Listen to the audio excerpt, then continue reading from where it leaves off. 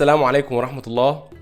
النهاردة لو انت طالب عندك مشكلة في الانجليش وبالذات القواعد، او انت طالب مقدم على اختبار الستيب، او انت شخص عايز يتعلم انجليزي من البداية على طريقة صحيحة، فالفيديو ده مهم جدا ليك وتابعني للنهاية، لان هعلمك النهاردة انجليش قواعد من الافلام. يعني ازاي هما بيستخدموا القاعدة وازاي هما بيبنوا الجملة وبيتكلموا باستخدام القواعد. انا عمر الزواوي، مقدم محتوى لتعليم اللغة الانجليزية، ويلا نروح نشوف الانترو ونرجع لبعض تاني.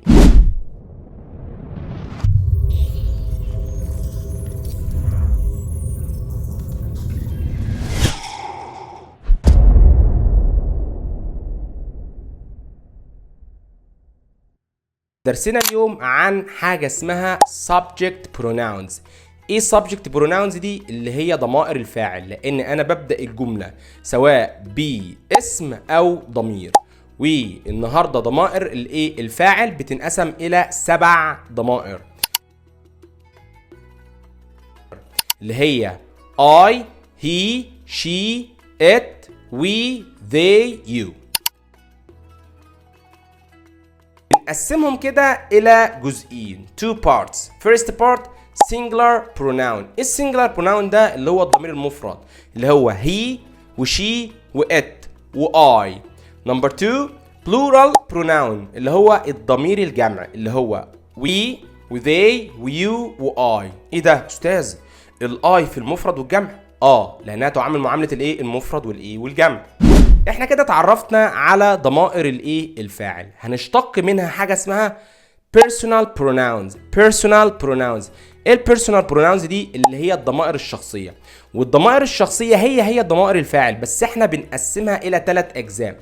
الجزء الاول اسمه ضمائر متكلم، والقسم الثاني او الجزء الثاني اسمه ضمائر غائب، والقسم الثالث اللي هو الضمائر المخاطب. طيب تعالى كده نتعرف على ضمائر المتكلم. عندنا ضميرين 2 بس، اللي هم I و we. طيب اول ضمير معايا اللي هو الضمير I، بمعنى انا. يبقى بستخدمه امتى؟ لما اجي اتكلم عن نفسي انا فقط. يبقى هتكلم عن نفسي انا فقط، يبقى هقول كده I. For example, I am عمر الزواوي. انا اكون عمر الزواوي. I live in Saudi Arabia. انا بعيش فين؟ في السعودية. I have 2 brothers. انا عندي اخين. يبقى انا كل الكلام اتكلمت عن مين؟ عن نفسي. نمبر 2 الضمير we، وده بمعنى نحن، وبستخدمه للحديث عني ومعي احد. يعني انا ومعايا حد، يعني مش بتكلم عن نفسي انا بس، بتكلم عن نفسي ومعايا حد. For example, I and teacher عمر are close friends. انا واستاذ عمر اصدقاء. We go out every weekend. نحن نخرج كل نهاية عطلة. اوكي، يبقى I and Mr. عمر are close friends. We go out every weekend. يبقى we دي عادت علي انا ومستر عمر. اوكي، ونروح دلوقتي نتفرج على الفيديوز اللي تم ذكر فيها الضمير I والضمير we، ونرجع لبعض تاني. I misspoke. I misspoke. I misspoke. I require solitude. I lost interest, you know. I lost interest anyway. Then I lost interest. Dude, I overslept. I overslept. I overslept. I overslept. I am mortified. I am so mortified. Anyway, I'm mortified. I am mortified. We're going shopping? No, we're not going shopping. We have something in common. We have something in common. We have something in common. Have something to discuss. You have something to discuss. Help each other. We can help each other. We can't change the past. We can't change the past. ننتقل دلوقتي للضمير المخاطب وهو you، وده بستخدمه لما اجي اوجه كلام لواحد او لمجموعه. يعني مثلا انا دلوقتي بكلم واحد هقول له انت، لو انا بكلم مجموعه هقول لهم انتم، لان هو بمعنى انت او انتم. For example, you are a good student. يعني you are a good student يعني انت طالب كويس. طب لو انا بكلم طلاب او مجموعه من الطلاب هقول لهم كده you are good students. you are good students. اوكي، ونروح دلوقتي نتفرج على الفيديوز اللي تم ذكر الضمير يو فيها ونرجع لبعض تاني. You've been missed. You have been missed. You have been missed. You've been missed. You've been You leave me no alternative. You're trying my patience. You're trying my patience. You're trying my patience. You're trying my patience. You have my blessing.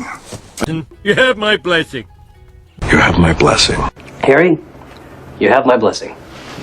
Remember, you mess with the bull, you get the horns. You mess with the bull, you get the horns. You mess with the bull, you get the horns, buddy. سأل دلوقتي للضمير رقم 3 وهو الضمير الغائب. وسؤال مهم جدا هنا، متى نستخدم ضمير؟ الضمير بنستخدمه لما نيجي نذكر الاسم الاول ايه مره ونعوض عنه بالايه بالضمير. يعني مثلا دلوقتي انا بذكر ان الاستاذ عمر اهو شخص طيب ومحترم بيتعامل مع الناس بطريقه مؤدبه ومحترمه، يبقى انا دلوقتي ذكرت الاستاذ عمر لاول مره وعوضت عنه بايه بضمير في جمله ايه تانية. ونبدا دلوقتي في اول الضمائر او من اوائل الضمائر اللي هي الغائب الضمير هي، ومعناه هو للمذكر العاقل، يعني اي شخص رجل او مذكر بقول عنه ايه هي. For example, علي is a clever student، يعني علي طالب متميز. He gets high marks in exam، يعني ايه؟ يعني علي طالب متميز بيحصل على الدرجات النهائية في الايه في الاختبار. نقول الجملة تاني، علي is a good student, he gets high marks in exams. Okay? Yeah, okay. Twist my arm. I don't want you to twist my arm again. You don't have to twist. If you twist my arm hard enough, we're talking Turkey Marbella next year. Who knows? Well, you don't have to twist my arm. He came out of nowhere. And he came out of nowhere. You came out of nowhere. He came out of nowhere. Hey, he came out of nowhere. He's upstairs. He's upstairs. Where is he? He's upstairs. He's upstairs. He's upstairs. He's a good guy. He's a good guy. He's a good guy. He's a good guy. He's a good. He's an old friend of mine. He's an old friend of mine. Number 2 الضمير she بمعنى هي، ودي بذكرها للايه للحديث عن اي مؤنث، يعني اي بنت او اي حرمه بقول عنها ايه she. For example, Sarah is a helpful person. She helps poor people. يعني ايه؟ سارة بتكون شخص معاون مساعد، فهي بتساعد مين؟ الفقراء. نقولها تاني، سارة is a helpful girl. She helps poor people. You just left me on red. She's a peach. And she a peach. Well, she certainly is a peach. She was a real peach. I'm saying she's a peach. Yeah, she's a peach. Oh, she's a peach. She's a peach. She was caught red-handed. She was caught red-handed. She's a keeper. She's a keeper. She's a keeper. She's a keeper. She's a keeper. She's a fraud. She's a fraud, Brian. A fraud. She didn't write any of her songs. She takes my breath away. This will take our breath away. Take my breath away.